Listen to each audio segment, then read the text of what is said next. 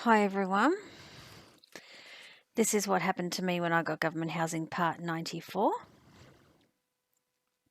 So on the 4th of the 2nd, 2018, I received an email from the compensation court saying that there would be a date set for a hearing at some time in the future.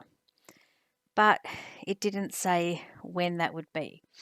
And the email was also asking me whether I needed equipment for the hearing, and I replied back to them saying that I didn't. By this stage, I had been waiting 17 months for the hearing, when most applications for compensation were dealt with within 6 weeks. Then on the 10th of the 2nd, 2018, I actually went down to South Bank with some of my handbags and I tried to sell them so I could get extra cash. Looking back, this was a strange thing to do, but I'd never sold anything like that before. But given what was happening to me at that time and all the things that I'd seen and all the things that had happened to me, and the fact that I was forced to sell my valuables to pay for basic living expenses, I think that it must have seemed normal at the time. I had seen other people in the area selling pictures and other things, so that must have been where I got the idea from. I didn't make any sales, so I just packed up my stuff and I went home, and it was a complete waste of time. Then, that afternoon, when I was back home, I saw that a flower had been thrown into my side yard, and this was the same type of flower that the respondent had on the balcony when he was living at the block. So I thought that he had been back to the block and that he was taunting me, in the same way that he was taunting me when the power cord for my tumble dryer was left on the path to my unit.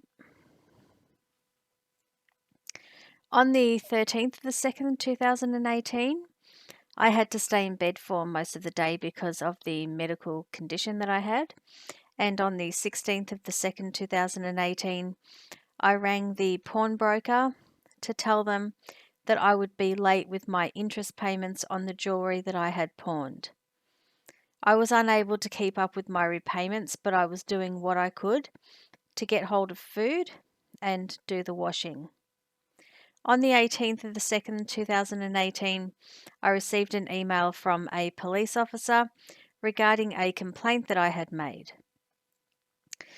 But I had made so many complaints, I didn't know which one he was referring to, and the email didn't state the date of the complaint or describe it, so I had nothing to go on. The officer stated that he wanted to attend my home to discuss the complaint that I had made, so I emailed the officer back and said that I didn't want him to attend, but if he had any further questions that he could email me, which I don't believe he ever did. There was no way that I was going to let a police officer into my home to discuss a complaint with me.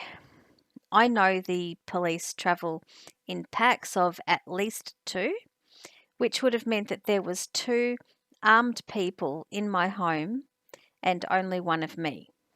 I didn't have a lawyer that I could ring to speak to about this request, and I always wondered why the police wanted to drive all the way over to my home and discuss a complaint when they could have emailed me any questions that they had. I also didn't know how I was expected to respond to having police in my home asking me about a complaint that I had made against their colleagues. How exactly was I expected to speak to them when I was sick, suffering malnutrition, poverty, and I had been yelled at and ridiculed by other police that I had spoken to? I'll just take a drink.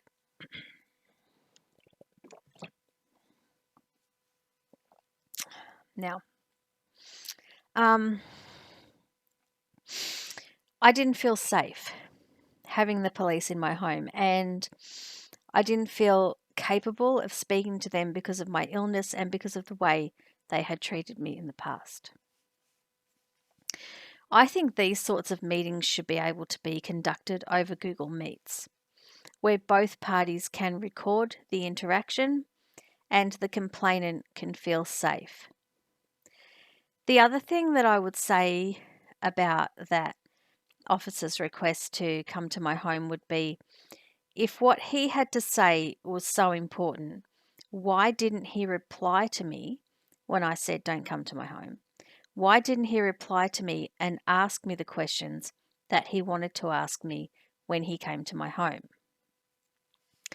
Why were the police allowed to waste hours attending someone's home to ask them a few questions when those questions could have been asked and answered by email? And why were they allowed to just fail to respond to people when people asked them why they want to set up a meeting? I mean, this guy never responded to me, you know. It doesn't make any sense to me, but as you can understand, I was physically and emotionally exhausted by that stage because I had been through so much from so many different public servants and professionals in Melbourne who all seemed to be in agreement that I was wrong and nothing I said was right, and all they needed to do was to beat down any effort that I made to help myself and then piss off into the sunset and get on with helping people that they thought deserved to be helped. Then on the 20th of the 2nd, 2018, after not being able to make the repayments on my pawn jewellery and not being able to sell any of my things that I tried to sell, I applied for another loan at Cash Converters, and this time it was for $400. I wanted to use this loan for a lot of things, including buying a new bra, because I still hadn't replaced my bra after the incident where the respondent dumped black paint on it, and I only had one to start out with, and I was sick of wearing my bikini top as a bra. Then on the 24th of the 2nd, 2018, Aldi was having garden week, so I lashed out and I bought some cutters for $20. I wanted to clean up the backyard because I hadn't been able to when the respondent was living at the block. We started to remove the greenery from the backyard, and we were labouring and working for ages to get rid of it all. I hated seeing the overgrowth of the greenery because it reminded me of when the respondent was living at the block, and it reminded me of the power that the respondent held over us when he was living at the block. We used my kitchen broom to sweep up the waste because I couldn't afford to buy an outdoor broom.